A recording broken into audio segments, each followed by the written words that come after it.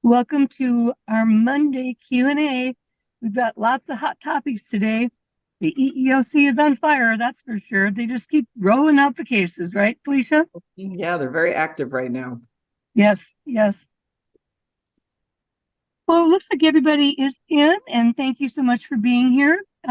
Many times our participants like to turn off the cameras and mute, but if you have a question or you want to comment on something, we do encourage you to raise your hand and then go ahead and unmute yourself. And I'll be watching for that myself. So again, I'm Dr. Deborah Dupree, and together with Felicia Menta, we co-host this Monday Q&A, and we try to take a look at what hot topics are happening out there. And sometimes it might be at the state or federal level with changes in laws or maybe case decisions. And sometimes they come right from our own backyard. Of course, we do it anonymously, and but so we can listen and learn from what others have done. And so we've got 4 key areas today. Decisions are happening right and left. Like I said, the EEOC is on fire. The first one we're going to tackle is what we call accommodate once, accommodate twice. What do you do when you've already accommodated and new medical information arrives? Then, what are the roles and responsibilities of employees when it comes to their requests for accommodation? I've got a couple of examples of how that has or has not worked and the bind it has put everybody in. And we have 3 particular cases we want to touch base at the EEOC level, Equal Employment Opportunity Commission. And they are the agency at the federal level that oversees the Americans with Disabilities Act. I think one thing I can say, I've been doing this kind of work for over 35 years, and I've never seen the reasonable accommodation process to be such a hotbed as it has, since the onset of COVID and many more different kinds of medical conditions that we're dealing with, and from a variety of directions. And so we're going to dive into the Verizon case, the Werner Enterprises, and an Oregon-based small business. And then what can we learn? No matter big, no matter how small, somebody we know is facing a potential $1 million lawsuit for doing nothing. So why don't we go ahead and get started? We've got a number of people here today. Just as a couple of reminders, again, this is being recorded, and usually within the week, we release the recording to those who have registered. And so it pays to register even if you can't make it for the actual presentation, because we don't release it at large. And so that's an opportunity for you to be aware of and listen again and share, though, with your coworkers. Please spread the knowledge, We'll go for about 45 minutes. And so and leave enough time to have some Q&A at the end. And I do want to announce, too, that I do have a new scheduling platform that we're just being released. So it was listed in your invitation for today, and we'll also include it in the follow-up. So hopefully I'm changing to a better, more efficient, more up-to-date scheduling platform to make it easy for you to find a time that works for you, upload the job description, upload the medical, and you're done. Then we just wait for the meeting to happen. Okay, you ready to rock and roll here, Felicia? I'm ready. Okay. There's a lot going on. The first one is a real example, homegrown. I get a lot of really great questions from all of our member school districts. So I'm going to use this example because it was a real unique example of the accommodate once, accommodate twice. This school district received permanent work restrictions from the orthopedic PTP, that's primary treating physician, back in March of 2023. And those included, this is a custodian employee, no lifting greater than 20 pounds, no repetitive pushing, pulling, and no overhead work. The employee was a full-time custodian. The IPM was scheduled, and Dr. Dupree, you moderated this particular IPM. And the district was unable to accommodate those permanent work restrictions in the current position of custodian. And then, like part 2 of the IPMs, they discussed all open available jobs and determined there was an open alternative position of clerk 1, which was considered semi-sedentary and light. And after discussion about those work restrictions and the essential job functions of that position, the employee accepted that position in May of 2023 and signed the letter offer of return to work. The interesting thing about that case was it was a different shift, the clerk 1, because it was 7:30 to 4 than the custodial, and also different pay. Even though it was still within the 85% differential, the employee did have to accept the different shift, the different pay, and the different location. This was at a different location than when the employee was a custodian, and you have to sign off that you feel that that's reasonable and within a reasonable commuting distance.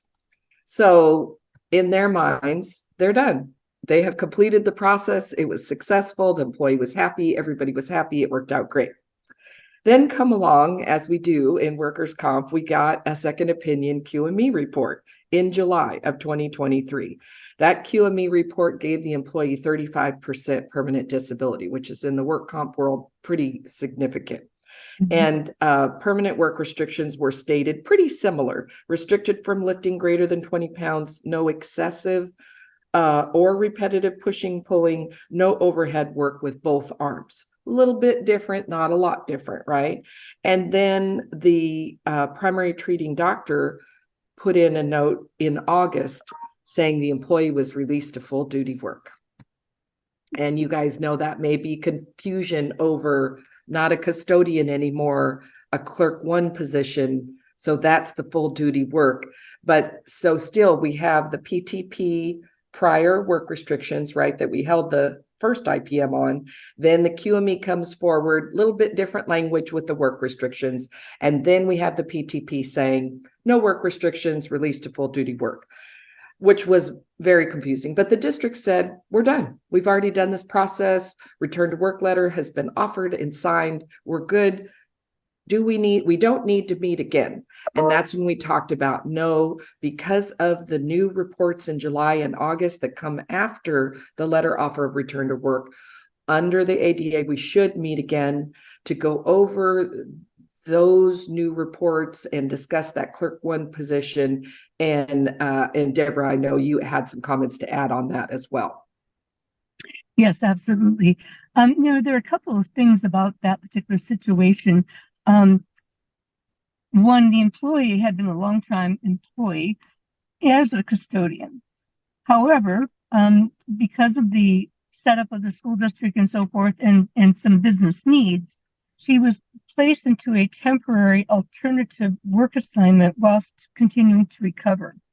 And so that's how she was able to acquire the office skills that she had. I mean, she had some from many years ago, but she was able to acquire and update her office related skills through that temporary alternative work period. And so again, in the accommodation process, if there's an appropriate opening available, remember, the employee does not have to be the best qualified when they are going through the accommodation process. They simply need to meet the qualifications. And so that's what facilitated her ability to go into the alternative job. And so I encourage you to please consider, it's not just modified work, but to consider temporary alternative work. And we certainly have seen a lot of that happening. I've seen more of that in the last couple of years among school districts than I had prior, but largely because a lot of departments, particularly HR, for example, would be backlogged, or some school districts, and this is the case in the custodian we're talking about, they were using the time to digitize all of their employment records. Mm-hmm. And so that's why they needed someone to help out with that special project. But again, lo and behold, she acquired some new skills. And so I remember when that information came in, Felicia's like, "What? Full duty? Oh my gosh! Is that custodian or is that the office clerk position?" And so that's where again, it's easy to quickly react and go, oh no, but to stop and really, break it down. I like to say, chunk it down. What do we have going? And sometimes a chronological timeline can be very helpful to, see the flow of things and to see sequentially what has happened in a particular accommodation case.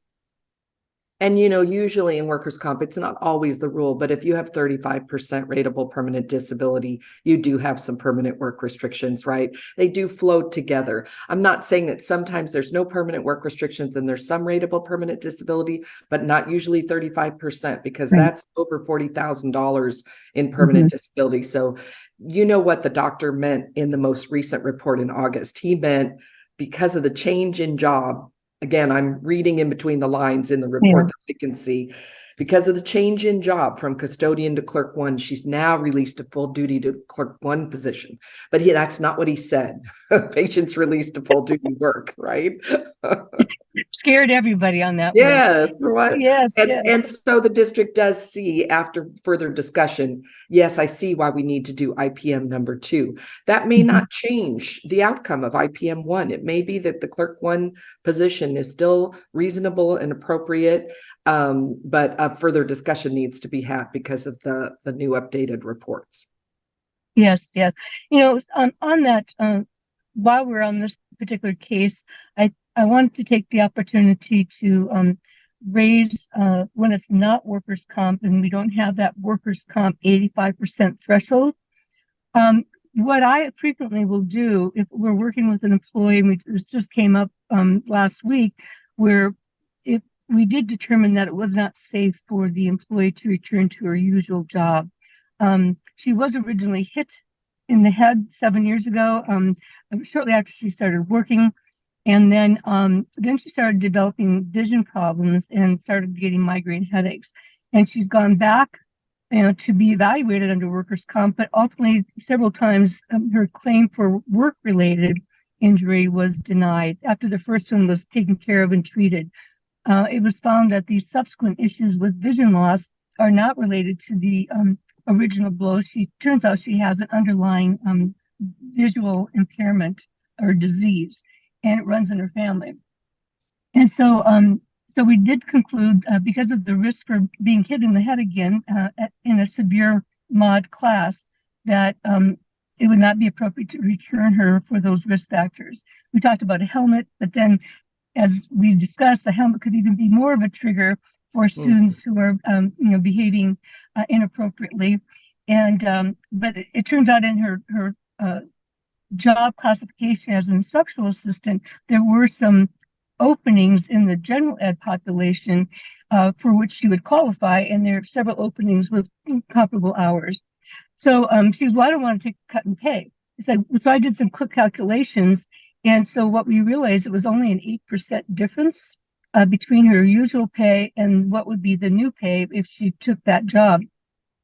And so I explained, even though this ultimately wasn't a workers' comp case, I do use that 15% threshold as established by law as being an appropriate range to fall within, even though the ADA and FEHA do not have a pay threshold.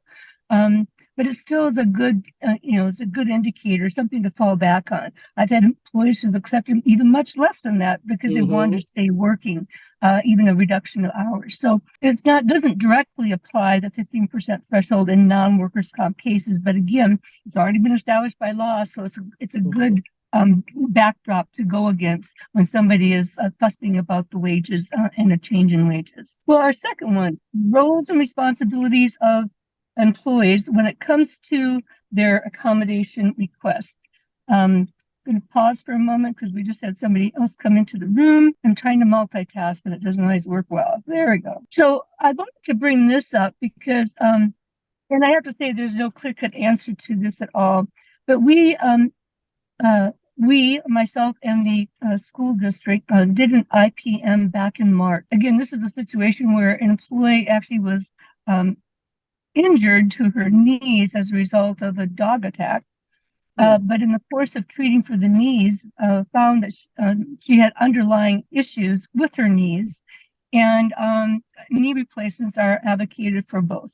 So we met in March. her request was to work 1 or 2 days remotely because of the walking to and from, it's a big campus. The walking to and from her car to her work area was significant.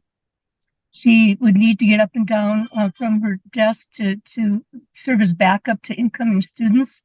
The school district had already determined a policy of, everyone's back to work full time on campus, unless it was considered a definite medical necessity and only on a temporary basis. So we met, and it was agreed that, while the department did suffer by not having that person in the workplace, she was still very productive at home, readily available, adhered to the schedule, and so forth. We actually set up a predictable schedule for when she would work, because imagine if you're having difficulty walking and so forth, by third day, you're probably, feeling pretty fatigued. And so we picked Wednesdays as being her day off so that it wouldn't be unpredictable and unexpected. And then if she needed a second day off, then to do so on Friday, or maybe come in for half a day and then work the rest of the time from home. And so that was supposed to be done through into before the next semester started this fall. Now, one of the things is that she could not take care of her knee issue until she lost weight. So weight was a factor in causing her condition as well. Well, she lost some weight, but not enough. And now she's got a referral onto another doctor that she can't even see until February. This woman has already had several months of temporary accommodation. And when I talk about, I had given her direction to talk to Job Accommodation Network. I had asked her to talk to her doctor about getting a motorized scooter instead of walking, since walking was such a challenge for her. And she did nothing. So we just met again about 10 days ago, and she did nothing about that alternative, but wants her employer to continue to give her 1 or 2 days remote working. And so we talked about you've got some responsibilities here, employee. You're wanting an accommodation, but then you did nothing about solutions that could have resolved, the ambulation challenges that cause you so much pain and then cause you to be off work. And so after quite a bit of discussion, we did agree that that the department would rather keep her working than not at all, and they would put up with another 1 to 2 days per week remote work through the rest of the fall. But it was in no uncertain terms. That's it. You're going to have to go on leave, or we'll have to explore something else. And so that's an opportunity where we're going to have to come back and revisit. But I said, you have a responsibility, employee, and we came up with ideas that would mitigate the walking, and yet you've done nothing about it. And so that was where I wanted to point out that employees have to follow through with the ideas that come out of this too. And why it was important for her to talk to her doctor is that her health plan would cover it if the doctor wrote a prescription. It's considered durable medical equipment. And since it was only anticipated to be temporary, not forever and ever, then it should be doable. And that's why we were routing her back through that. But again, it was a non-work related injury and so forth. And so it's really important that we stay on top of these things when employees are supposed to check into certain things or get us documentation and so forth. I have another one too, where we've met a couple of different times. She was in nutrition services. We tried to do temporary modified duty during her recovery, but she ended up going off twice. And now what's interesting is the QME has said that she can return to work, but recommends a 6-week transition plan. Well, that's very difficult to accomplish in nutrition services, because it ends up meaning that other people are going to have to do the work, slows down delivery of food, etc. And so we'd already sort of reached that conclusion, and the employer decided to send the employee for a fitness for duty. Well, the fitness for duty doctor, an independent medical examiner, actually came back and agreed with the QME. Well, the employee is refusing, and yet more testing is recommended, like an MRI and a CAT scan. But because she's claustrophobic, she's declined all treatment to get better with her condition. And so it's like, okay, we're ready to try to work with you, but you're not doing anything to take care of your own condition. And in another case, I've had another employee that, was not looking very hopeful. She was already on the 39-month rehire list. And then she decided to, I got to get on top of this myself. And so she has really turned her situation around.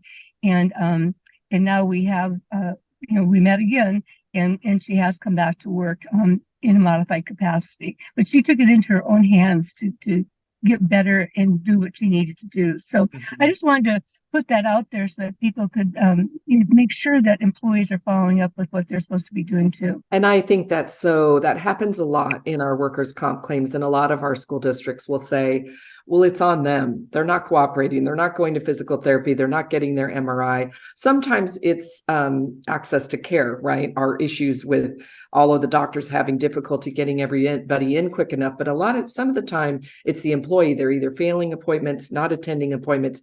And the districts are like, wait, we're done. We can just say, we're going to close your work comp claim.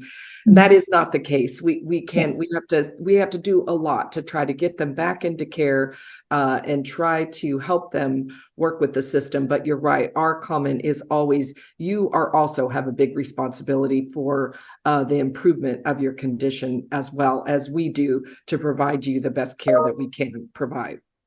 Right.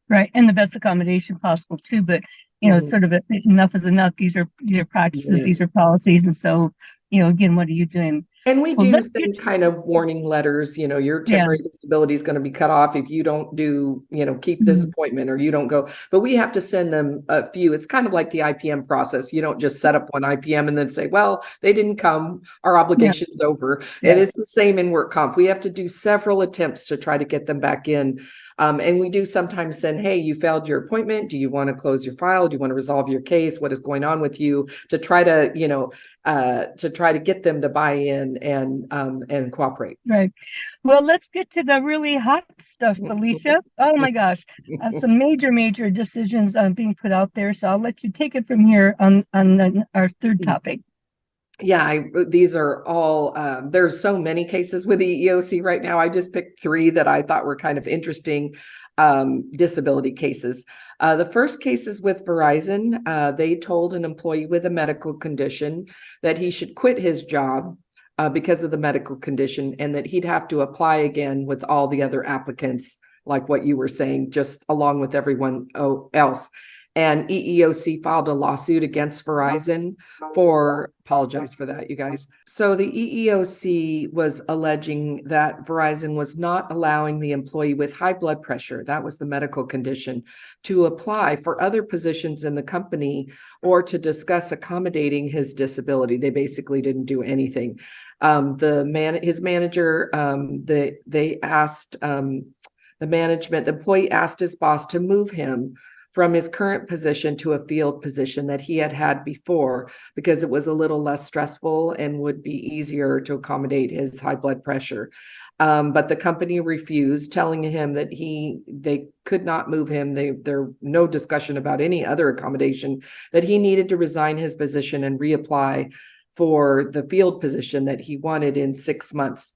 The employee wasn't given any other accommodation and he resigned out of medical necessity. The EEOC, always puts little kind of little notes of things to ponder. And they said employers must be flexible and work in a spirit of problem solving and cooperation when responding to ADA accommodation requests. When a position is incompatible with an employee's disability, other jobs must be considered. So I always like their little tidbits at the end because you know what they are. They're their little warning salvos of things to watch out for. Yeah. And on that, Felicia, I want to let all of our participants know that I'll provide links to these cases. As Felicia and I were talking about before everyone came on, is that the EEOC does get very detailed. And what they do is they'll give sort of analysis of situations about what not to do or how to do it better instead. And so it's well worth, a read here and there to, get into the head of the EEOC and how they're thinking. I know I spend time going through those things. So, whenever I have a case, I always say, well, okay, if EEOC was viewing this, how would they rule? And so that's how I try to then guide our, employers and employees and moving forward as far as, again, best practices, being proactive, in a collaborative spirit, as Felicia just said. And so Well, we're going to talk more about when someone does nothing. We'll come back to that. Yeah. Okay. The second case, Werner Enterprises, those of you who've seen their trucks driving all over the roads, big company, they've just been hit with a $36 million decision. And it's interesting because the jury came back with only 75,000 in actual damages to the employee. 36 million is punitive damages for, that's just for the way he was treated. So HR in this truck driving company pre-approved a job application for a driver with a hearing impairment, but the company refused to hire him. So what happened was the federal jury, because the EEOC filed a lawsuit, awarded more than 36 million to this employee who alleged he applied for a truck driving position, but he was denied. And per EEOC, the employee whose disability did substantially limit his ability to hear and speak. He used sign language. He had hearing aids, and he had other assistive techniques that he used to manage his impairment. He had also applied and received an exemption from the Department of Transportation, who's over all of our bus drivers, right? Federal hearing regulations. And then he sent a pre-approved application to the truck driving company Werner while he was completing truck driving school.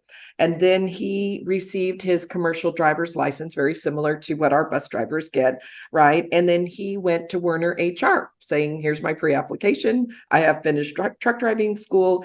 And despite his application being pre-approved by HR, the VP that interviewed him told the employee in the interview that he would not be hired because he could not hear. And the employee said that he could drive, he could frequently check mirrors. He had other devices that he used and techniques with gestures, and that he had already been pre-approved with his disability. And EEOC said Werner did not propose nor investigate any means of accommodation at all. The VP was just, you can't hear, you can't work.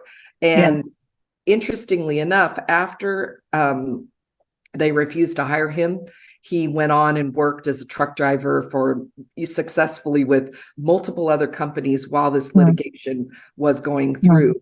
And so that's why I also think they got such a big punitive damage. Also did really nothing, right? Well, a point I would like to make on that particular case then is that the vice president who actually interviewed him demonstrated hugely bias because he made an assumption that someone with a hearing impairment couldn't hear, therefore could not do the job. And so the thing to keep in mind, and this is why words matter, words are so important. We don't say blind per se, we don't say deaf per se, and even the article was written with deaf, and it's like, well, wait a minute, if you can't hear, because deaf means you can't hear at all. Blind means you can't see it all.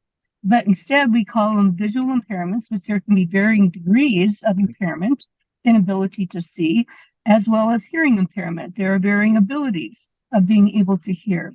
And so, again, words matter. And so be mindful of not jumping to conclusions. The other thing, too, in this then, too, is that, and I can see, why Werner got hit so hard, because so much rested on that VP.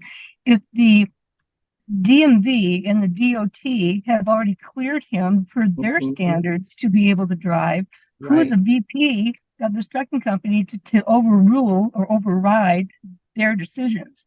Secondly, if he was able to successfully take the course and pass the course, he meets the qualifications. So again, it's real important we be cognizant of bias that we might have by assuming that you have this, therefore you cannot do this, and instead explore with the employee. Okay, well, how would you do this then? Help us understand, because you do want to ensure their safety and the safety of everybody else.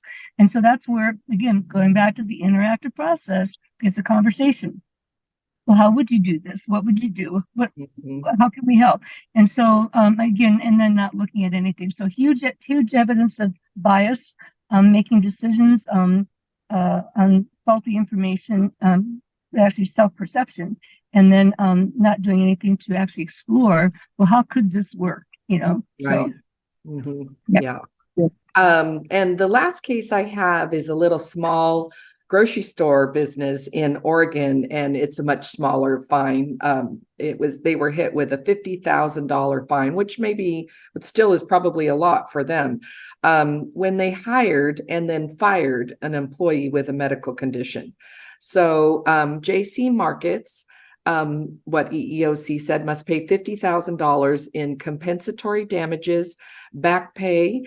They also ordered them, it was interesting, along with the $50,000, they had to do a revision to their disability policy and train all their managers in anti-discrimination policies. So some of the EEOC, they're not all monetary things. Sometimes they're things that you have to do at the company to try to improve your processes, right? The EEOC, this was to resolve an EEOC disability discrimination charge. This employee received a job offer with instructions to report to training the next day. After the employee disclosed that they had a disability and they needed to carry, they don't go into a lot of details about what the disability was, but they needed to carry medical supplies. The grocer refused to provide a reasonable accommodation. I don't even think there was a discussion, and fired the employee per the EEOC.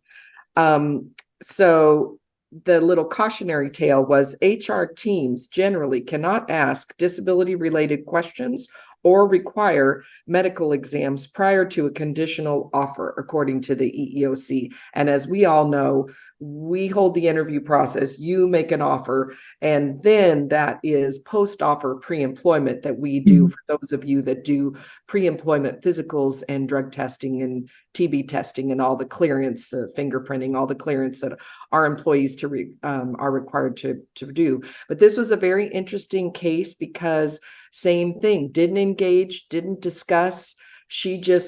The employee just said, I have a disability. She revealed this and that she needed some medical supplies. And that was the end of that discussion. There was no more discussion on how that could work or how that could work in the job. There was no more discussion of you showing up for training. She literally was fired right after she was hired. And that is why they got the $50,000 fine. And the back pay, and I'm assuming, what it doesn't say in here, whether she was rehired. Yeah, they don't talk about reinstatement, so I don't know about that. But they were just saying that HR departments need to be careful. This applies to new hires too, right? Yes, absolutely. And unless districts are doing it on their own, I'm only aware of less than a handful of districts who have routinely called me in to address candidates for employment who appear qualified and so forth, but they have a medical condition. And sometimes we've been very successful in helping, sort through the challenges. Sometimes it just ended up not being a doable situation, but the employee knew that the employer, or the candidate knew that the employer was working really hard because he had a lot of great skills, but the nature of his limitations interfered with getting the job done. And it was campus security. So there was definitely things that he had to respond to. I had another situation too, where it was a before and after school program working at a school district, and they hired a new employee. And on her first day of work, she showed up with a service dog, braced on her leg, and her job was to engage and interact with students after school on the playground. And we went through everything, and ultimately it was like her safety and the safety of kids was just too great. And so I actually coached her a little bit as far as, well, since this has been a longstanding condition, the thing is that you have some responsibility again to disclose, where you might need accommodation when the job has been offered to you, not the first day you show up at work, and so that's where the thing came in, is that she could have offered, well, I do need to bring a service dog. That's a whole other issue. And, on and on and on. And so we actually met a couple of different times on it to really make sure we, turned every stone and we weren't doing anything inappropriate. But it just really, the kind of environment and for what she was being hired for, she did not have the mobility to respond to student needs or to engage in that with them in activities the way the job description was written. And so that was an interesting one. Yeah, and I think it can come out because I manage all of our services for the new hires that our member school districts have access to. A lot of the HR departments kind of think about IPMs more with when they're already existing employees, non-industrial disabilities that arise and work comp claims that happen that they're working through. They don't really look at it. Happens a couple of ways. Sometimes they fail the pre-employment physical. Well, and not fail. Sometimes it has work restrictions on it because they see that they do a lift, push, pull, and they can't lift or push, pull the amounts, and the doctor will put some work restrictions on that. That is also a responsibility to have an IPM right there, right?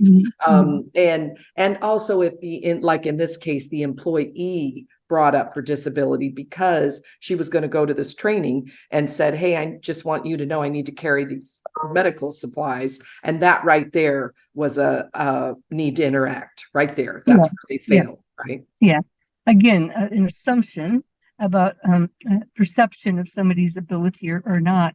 And we don't oftentimes get into this in our IPMs, but there is, if somebody is regarded as having a disability, then they are afforded access to the interactive process to look at, well, okay, you have something. So how does that impact your ability to perform activities of daily living, of which work is one of them? And so again, that conversation, that exploration is really, really important. One thing I'll also say, because you mentioned this, Felicia, is that in that one case, I think it was Werner, where they were required to provide training to all of their supervisors and managers. That is a common outcome in many EEOC cases, that they feel that there's a business practice of not abiding by the law. And I've done that. I used to be involved with a lot of training, particularly around discrimination cases and gender rights and ethnicity rights and things like that. And so, with the reasonable accommodation, it does well. For those of you who've had me in your IPMs, I'll oftentimes say, until you are an employee with a medical condition that impacts your ability to be at work, stay at work, or perform the work, or as an employer, until you have an employee with a medical condition, most people have no idea that this whole world of the interactive process and the laws that we refer to even exist. And so it is really wise, every couple of years or so, to plan some training for your supervisors and managers, because we certainly have seen a lot of inappropriate accommodations put into place, and for way, way, way, way too long, with no one ever checking on it. And so that raises a whole lot of issues as well. So that is available. Take advantage of it. Yeah. Yes. Okay. Well, we are wrapping up on our last, unfortunately, a situation of doing nothing. And I think you've heard the theme today, where employers have got dinged pretty significantly for not doing what they're supposed to be doing. So Felicia, I'll let you take this. So this one is an actual case that's working through. This school district had a teacher who works on site, currently with the students in her classroom. And she brought a note in. She has a non-industrial mental health, kind of an anxiety, depression type condition. Did not state that it was work related, although they didn't even inquire about that. So we don't even know about this. And basically with a stress condition, with a note saying from her doctor that she could work with a temporary accommodation, but it had to be virtual work from home. Now, it wasn't a forever note, but it was for a period of time while she's working through the treatment. The school said no. There was no discussion. They just said no. And they said, you're going to stay off work. And she was put on sick leave. She went through all of her sick leave. She went through all of her other paid leave. And then she was on what I call like limbo land, unpaid status, right? Not placed on 39 months, just like there. And not on an unpaid leave, like she didn't have a formal unpaid leave of absence for a period of time. They didn't schedule an IPM meeting. They didn't have any discussion with her on whether they could or couldn't accommodate this temporary virtual teaching. They didn't ask for any clarity from the doctor. They didn't get a fit for duty. They did absolutely nothing. The employee got an attorney and sent a letter demanding $1 million for the filing was for disability discrimination, failure to hold an IPM and interact, failure to accommodate. And of course, now they're planning it, they're retaining an attorney to respond to the lawsuit and wondering what they should have done, right? And so I said it was right from the note. The note was the activity, right? That's when you got the note. That's when you knew. That's when you meet. You don't just say you go home. You see if and how you could have accommodated that temporary. And of course, this particular school district, everybody's back in person, right? Teaching. And this particular assignment is an in-teaching assignment, but that doesn't prevent you from a temporary alternative assignment that could have been virtual or discussing all the things you could do. Part of the problem is that nothing was done from the note until running out of leave. It was just a talk to the hand, sort of response. And now that's being litigated. Whereas all the things that you could do, right? There's so many things that could have been done from the note on. Lots of alternatives, right? Yeah, absolutely.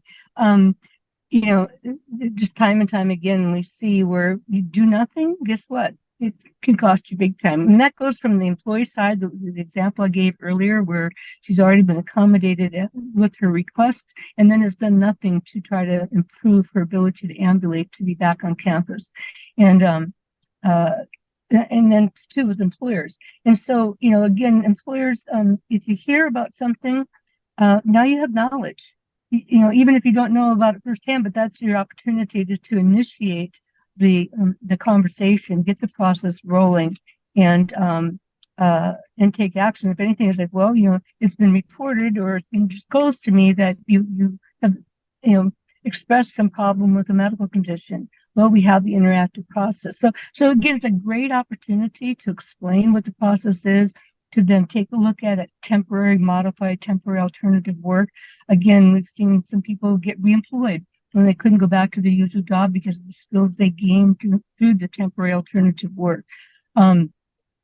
The person I was talking about earlier who can't go back to her usual job because of the risk factor for getting hit on the head again, but who isn't sure she wants to step down to her lower, it turns out she does have administrative skills that she has actually put a couple of applications in. Now, those would be promotional opportunities.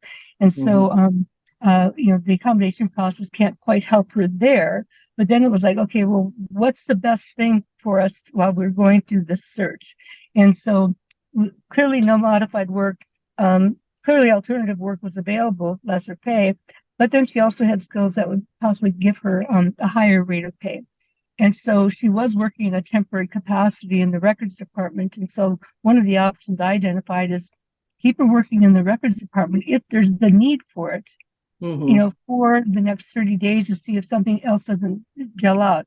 I was reluctant to have her go into the lower position because now she, it's a regular position, but if she accepted it and then, moved on again, that sort of throws the classroom into a tizzy, so to speak, because we're having a change in staffing again. So a lot of different options, and that's why it's real important to bring our heads together and to brainstorm. And I also encourage all of our participants. I know, many of you reach out to Felicia, if you're not sure what to do. I'm also very happy to respond and give you some insight as far as, again, I always try to put my EEOC hat on and, well, what would the EEOC suggest that you do? And because sometimes it's not always clear cut and we need to sort of chunk it down, get to some of the facts, what's happening here, and then do the right thing. Yeah. Right. That didn't come to my attention until after, of course, the attorney was well involved and they're embroiled. This particular attorney is quite aggressive because we have other cases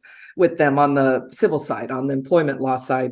And it's interesting because one of the reasons why they just said no was they'd never had an IPM before. So this is a smaller school. So they didn't have any experience with these types of things. And also they felt it wouldn't be fair to everyone else if they considered virtual work, even temporarily, for this particular teacher with a disability. So not understanding that that's not what we consider when we're looking at somebody, they're all taken on their own face, right? Yeah, yeah. Well, the thing to keep in mind with that, because the EEOC has come out with saying, we get the back to work full time, no more remote. However, again, if there's a medical condition involved, to do so on a temporary basis. We're not talking long term, but to do so on a temporary basis to facilitate the employee remaining in a paid status. So keep in mind that too, is that we want to be mindful about not putting employees into an unpaid status, because now that does affect their lifestyle, their ability to earn a living. And so if there's temporary, modified, temporary alternative, even if it includes remote work, better to keep them working than not at all until we can sort through the process. Yeah. Okay. So anything else? We've got some time. So any questions from our participants today, you can go ahead and unmute yourself. We've covered quite a bit. Yeah, we covered a lot. It's nice to see all of you. Yes, welcome, welcome. Well, I will be including the links to these cases that we've talked about today, and also include the link to the new virtual, the new online scheduler, and hopefully be much easier for you and efficient. And Felicia, any other big news coming up? Well, don't you have your fall event Yes, I coming up? have my fall training meeting. Thank you, Deborah. I kind of forgot about that. We're bringing, it's a hybrid meeting, so we do it in person, and the speakers are in person, and it's on October 18th at 9 a.m. Opening speaker, Dr. Wang, medical director for Kaiser on the job, and then we also do have a presentation from Evernorth EAP, and two of our JPA panel attorneys are going to be going over some more comp case law. So yes, love to have you all participate either on Zoom or see you in person on the 18th. Great. Have the invitations gone out for that? They have, yes. Oh, okay. I'll have to look then. I don't remember seeing it, quite honestly, but that could be an error on my part. So yeah. Well, thank you again, everyone, for being here. I always appreciate those of you who show up. Again, do share the recording with others in your department. And I'd also like to say, we talked a couple of times about being mindful of bias and perception. If you're getting pushback, from those you report to, let them know that there's some case law out there that addresses, the kind of situation without necessarily calling them unbiased or, adverse perception. But it's like, Alicia and Deborah have these monthly things, and they talked about some cases that the employers got into big money troubles as a result of that. So do your part in educating the people that you report to, as far as the decision makers. Okay. Yes. Well, very good. We'll see you all again. This is September, so we'll see you again in October. Go forth and do great things, folks. Bye-bye. Be well, everyone.